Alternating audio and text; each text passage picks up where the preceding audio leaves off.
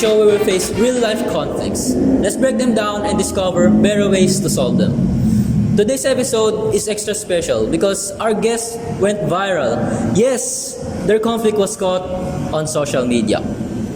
Millions of views, hundreds of comments, and a lot of saying, that is so relatable.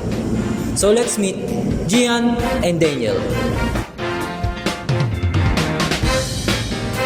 Now, before we talk, let's roll the clip that started it all. Guys, please wait a moment. I will get something from my bag. Gia, I told you to finish the report quickly. Look at this, it's incomplete. Your careless is so unbelievable. What? Are you serious? I wrote this in the whole guide. If you think it's not good, then do it yourself. Fine, bring everything. Got it. Oh wow, and just like that, the video went viral. Some people in the comments were divided.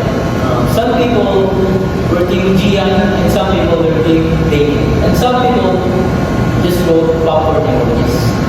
So guys, what team are you?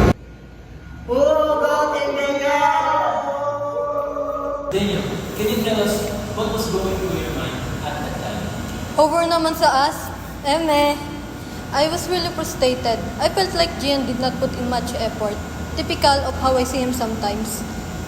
And for me, felt kind of bad. With watching everyone, I couldn't hold it in. Instead of explaining, I just exploded like a bomb. Walk over, volcano yarn. So what started as a simple misunderstanding ended up being seen by the whole internet. To help us make sense of it, let's hear it from communication expert Mr. Ortega.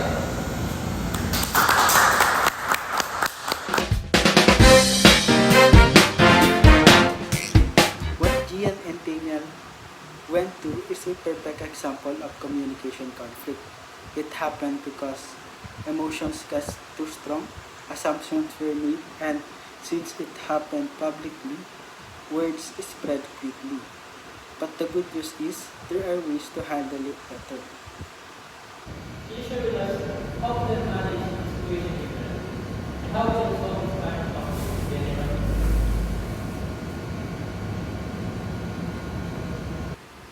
Of course, here are some key solutions.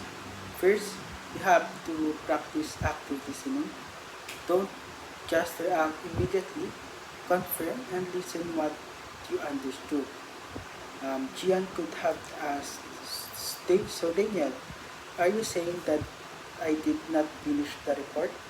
Second, you have to clarify messages.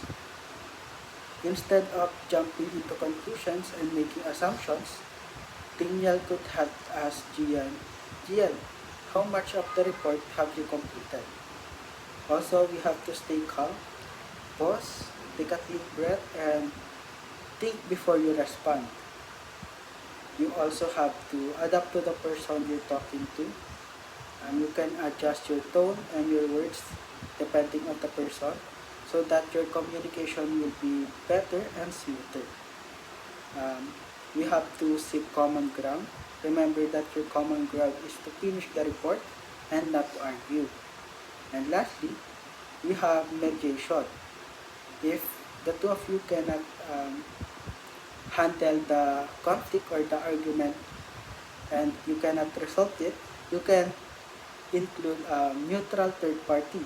It can be teacher or your friend or a mentor. It depends. It can be anyone who can help you to resolve the disagreement.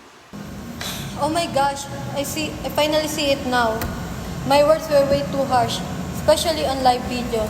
Instead of assuming, I should have just said, bro, I'm worried about the report. Me?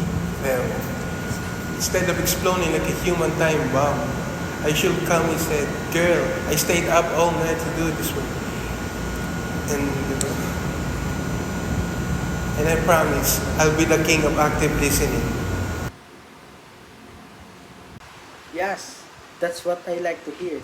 See, conflict isn't always the villain. It can be a glow up moment in communication.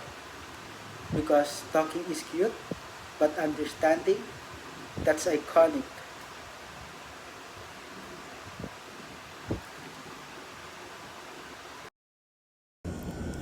And the plot twist is plot twisting, huh, folks? Communication conflict can happen anywhere, at school, at home, or even worse, on TikTok Live. But with listening, respect, and just a little patience, you can turn drama into character development. Let's all stand up, please. So, big thanks to Daniel and Gian. Please, no more live streaming and bardagulan, okay? And also, thank you to our expert, Mr. Carl Ortega. And of course, the best audience ever, yes, that's you guys. Don't be shy, wave at the camera. And remember, don't just talk to make noise. Communication makes sense. This is the real talk, no scripts, no filter, just lesson with a little bit of chaos. See you next time.